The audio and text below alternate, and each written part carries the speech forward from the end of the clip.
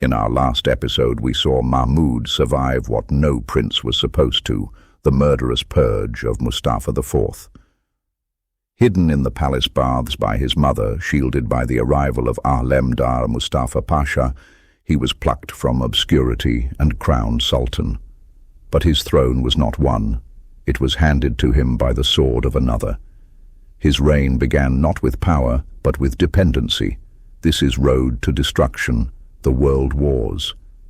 The summer of 1808 should have been a moment of restoration. Alemdar Mustafa entered Istanbul with troops at his back, his cannons facing the city, and a vision that reform could yet be saved. Where Selim III had been undone by the Janissaries, Alemdar believed he could contain them by force.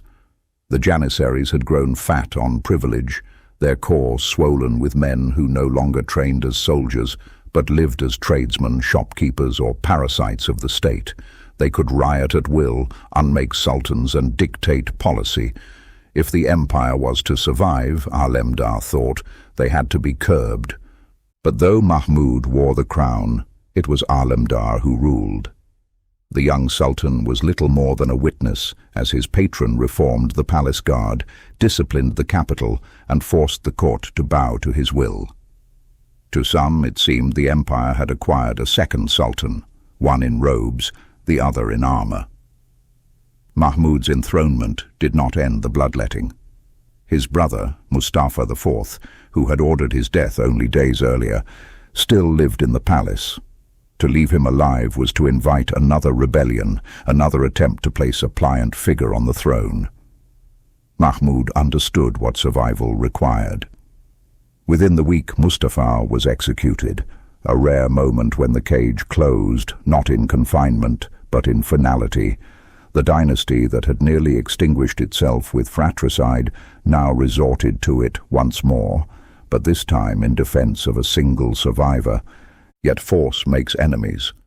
By the autumn, the Janissaries had rallied against the provincial pasha who dared to cage them. Whispers spread through the barracks, blades were sharpened, and on November 15th, 1808, they struck. They stormed the Sublime Porte, the very seat of government, and trapped Alemdar inside. Surrounded, he refused to surrender. Instead, he lit the fuse of a powder magazine. The explosion tore through the palace, killing him and hundreds around him, and with him died the last man willing to hold reform at the point of a sword. The city dissolved into chaos. The Janissaries rioted through Istanbul, burning homes, looting shops, punishing anyone suspected of siding with reform. Fires swept through entire quarters and smoke choked the skyline. The message was clear. The Janissaries ruled the streets, and the sultan who had watched his savior die was powerless to stop them. They had overthrown Selim, killed Alemdar, and seen a sultan strangled in his own rooms, and yet no punishment fell upon them. Mahmud could not touch them, not yet. Instead, the corps swaggered back into their barracks and markets, their power unbroken, their arrogance greater than ever. They had survived reform, they had defeated their would-be destroyer, and they had made a young sultan watch helplessly as his city burned. For the next years, every decree Mahmud signed, every plan he considered, would be haunted by the fact that the empire's own army was as much an enemy as any foreign power. Beyond the capital, the provinces slipped further away. In Serbia, a revolution that had begun in 1804 now flared into full war. Villages rose against Ottoman authority, local leaders declared their autonomy, and what had once been the empire's northern frontier hardened into rebellion. To the east and south, governors ignored orders, collected taxes for themselves, and acted less like servants of a sultan than petty kings. Meanwhile, at the empire's frontiers, war dragged on. The empire was still fighting Russia, a conflict that had begun under Selim and now bled into Mahmud's early reign. Ottoman armies struggled on the Danube, poorly supplied and poorly led, while Russian forces pressed deeper into the Balkans. Victory was no longer expected. Mere survival was called success.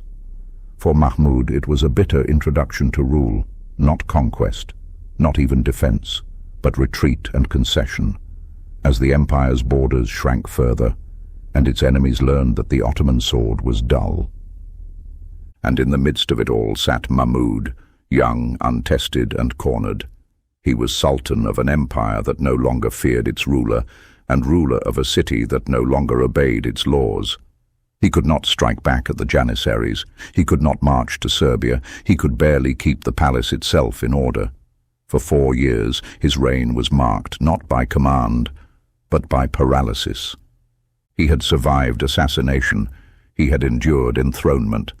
But now survival meant watching his empire burn, powerless to stop the flames. Mahmud's first years on the throne were not years of rule, but of endurance. He had survived his brother, survived the Janissaries, survived the palace itself, but survival was all he could claim. The fires that had consumed Istanbul had left their mark not only on the city but on its ruler. A lesson that to reign in such an empire meant not commanding but waiting, not shaping events but being shaped by them. And beyond the palace walls, the fires spread. Serbia's uprising hardened into open revolt. Greece began to stir with dreams of independence. Egypt grew bold under a governor who acted like a king. And to the north, Russia pressed harder, forcing Mahmud to trade land for a fragile peace. In our next episode, The Fire at the Gates, the empire smolders on every frontier. The boy who watched it burn will learn that he cannot save everything, and that the first duty of a sultan in decline is to choose what must be sacrificed. This is Road to Destruction, the World Wars.